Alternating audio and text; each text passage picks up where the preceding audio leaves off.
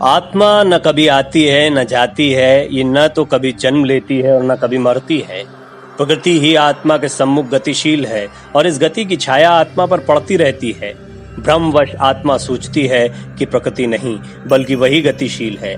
जब तक आत्मा ऐसा सोचती रहती है तब तक वह बंधन में रहती है, किंतु जब उसे ये पता चल जाता है कि वह सर्वव्यापक है तो वह मुक्ति का अनुभव करती है। जब तक आत्मा बंधन में रहती है तब तक उसे जीव कहते हैं। इस तरह तुमने देखा कि समझने की सुविधा के लिए ही हम ऐसा कहते हैं कि आत्मा आती है और जाती है। ठीक वैसे ही जैसे खगोल शास्त्र में सुविधा के लिए यह कल्पना करने के लिए कहा जाता है कि सूर्य पृथ्वी के चारों तरफ घूमता है, यद्यपि वस्तुतः बात वैसी है नहीं। तो जीव अर्थात आत्मा ऊंचे या नीचे स्तर पर आता जाता रहता है। यही सुप्रसिद्ध पुनर्जन्मवाद का नियम है। सृष्टि इसी नियम से बद्ध है। इस देश में लोगों को ये बात विचित्र लगती है कि आदमी पशु के स्तर से आया है। क्यों? अगर ऐसा न हो तो इन करोड़ों पशुओं की क्या गति होगी? क्या उनका कोई अस्तित्व नहीं है? अगर हमारे अंदर आत्मा का निवास है तो उनके अंदर भी है, और अगर उनके अंदर नहीं है तो हमारे अंदर भी नहीं है। ये कहना कि केवल मनुष्यों में ही आत्मा होती है, पशुओं में नहीं, बिल्कुल बेतुका है। मैंने पशु से भी गए गुजरे मनुष्यों को देखा है। मानवात्मा ने ऊंचे तथा नीचे विभिन्न स्तरों पर निवास किया है। संस्कारों के चलते ये एक से दूसरा रूप बदलती रहती है, किंतु जब ये मनुष्य के रूप में उच्चतम स्तर पर रहती है तभी मुक्ति उसे मिल पाती है। इस तरह मनुष्यत्व का धरातल सबसे ऊंचा धरातल है, देवत्व से भी ऊंचा, क्योंकि मनुष्यत्व के धरातल पर ही आत्मा को मुक्ति मिल सकती है। ये संपूर्ण विश्व कभी ब्रह्म में ही था।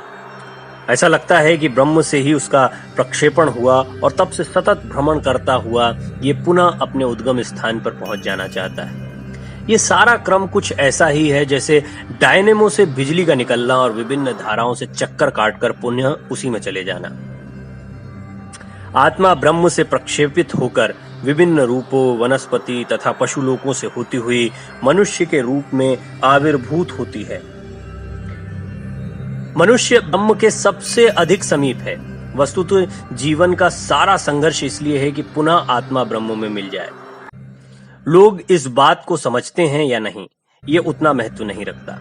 विश्व भर में द्रव्यों, वनस्पतियों अथवा पशुओं में से जो कुछ भी गति दिख पड़ती है वो सारा संघर्ष इसीलिए है कि आत्मा अपने मौलिक केंद्र पर चली जाए और शांति लाभ करे।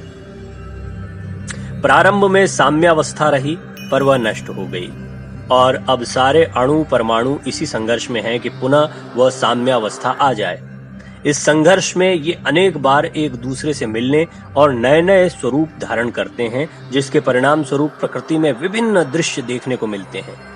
वनस्पतियों में, पशुओं में तथा सर्वत्र ही जो प्रतिद्वंद्विता, जो संघर्ष, जो सामाजिक तनाव और युद्ध होते हैं, वे सभी उसी शाश्वत संघर्ष की अभिव्यक्तियां हैं जो मौलिक साम्यावस्था की प्राप्ति के लिए हो रहा है। जन्म से मृत्यु तक की इस यात्रा को संस्कृत में संसार कहते हैं, जिसका शाब्दिक अर्थ है जन्म मरण का चक्र। इस चक्र से गुजरती हुई सारी सृष्टि ही कभी ना कभी मोक्ष को प्राप्त होगी। अब प्रश्न हो सकता है कि जब सबको मोक्ष प्राप्ति होगी ही तब संघर्ष की क्या आवश्यकता है? जब सब लोग मुक्त हो ही जाएंगे तो क्या ना हम चुपचाप बैठकर इसकी प्रतीक्षा करें? इतना तो सत्य अवश्य है कि कभी ना कभी सभी जीव मुक्त हो जाएंगे, कोई नहीं रह जाएगा, किसी का भी विनाश नहीं होगा, सबका उद्धार हो जाएगा। अगर ऐसा हो तो संघर्ष से क्या लाभ?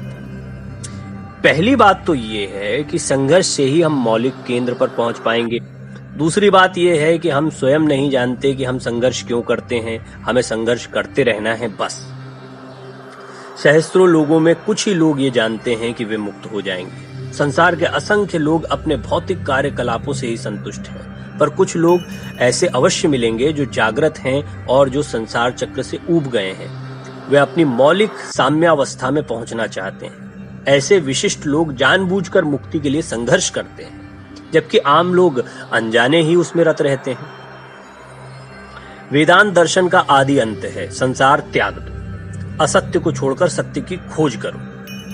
जिन्हें संसार से आसक्ति है वे पूछ सकते हैं क्यों हम संसार से विमुख होने का प्रयास करें, क्यों हम मौलिक केंद्र पर लौट चलने के लिए संघर्ष करें?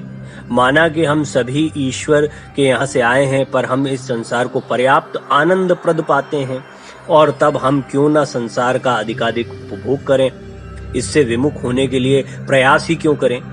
वे कहते हैं, देखो संसार में कितना विकास हो रहा है, आनंद के कितने प्रसाधन निकाले जा रहे हैं, ये सब कुछ तो आनंद उपभोग के लिए ही है ना। हम क्यों इन सारी चीजों से मुंह मोड़कर उस वस्तु के लिए तपस्या करें जो इन सबसे भिन्न है? इन सारी बातों के लिए जवाब ये है कि संसार का निश्चय ही अंत होगा, ये खंड खंड होकर विनष्ट हो जाएगा। इन सारे आनंदों को हम कई जन्मों में भोग चुके हैं, इन चीजों को अभी हम देख रहे हैं, उनका आविर्भाव कई बार हो चुका है। मैं यहाँ कितनी ही बार आ चुका हूँ, मैं तुमसे बातें कर चुका हूँ। जिन शब्दों को तुम अभी सुन रहे हो उन्हें इसके पहले भी अनेक बार सुन चुके हो, और अभी और भी कितनी बार सुनोगे।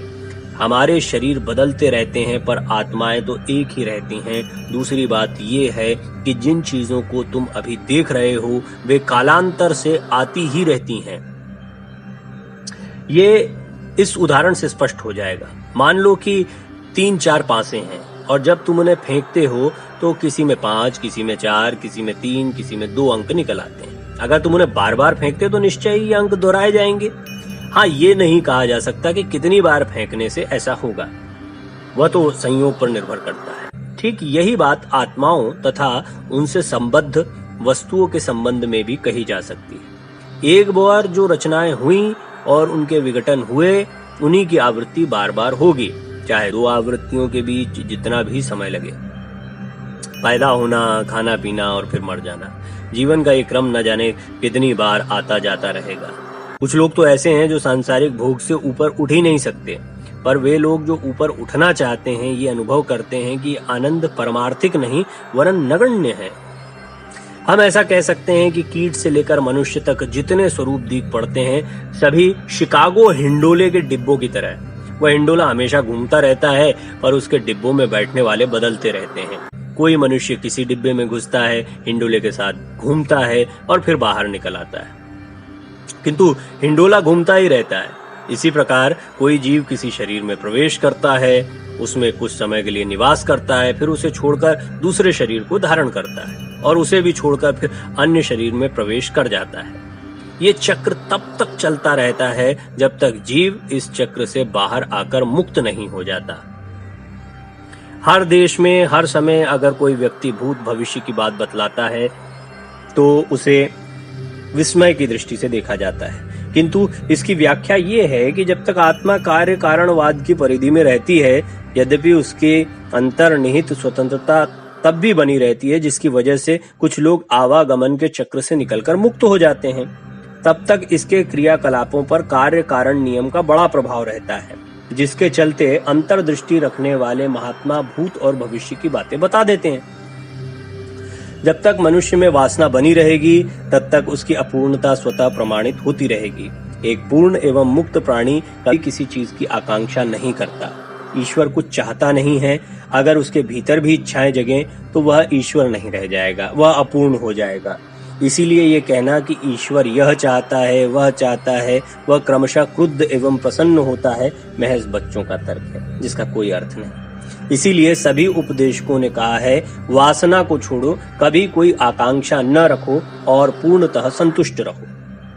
बच्चा जब संसार में आता है तो उसे दांत नहीं रहते और वह घुटने के बल चलता है। जब वृद्ध होकर आदमी संसार से विदा होने लगता है तब भी उसके दांत नहीं रहते और उसे भी घुटने के बल चलना पड़ता है।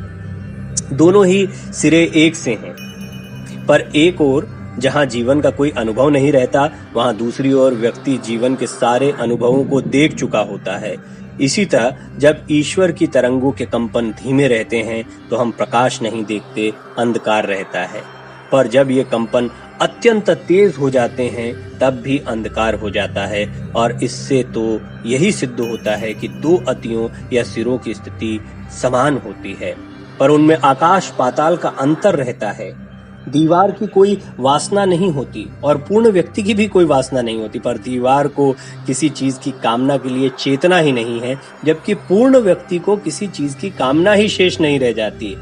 ऐसे भी मूर्ख मिलेंगे ही जो अपनी अज्ञता के कारण किसी तरह की आकांक्षा नहीं रखते, साथ ही पूर्णत्व की स्थिति में भी कोई आकांक्षा नहीं रह जाती।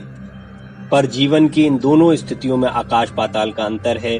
जहां पशुत्व के समीप एक दिखाई पड़ती है तो दूसरी ब्रह्मत्व के समान है, ब्रह्मत्व के समीप है।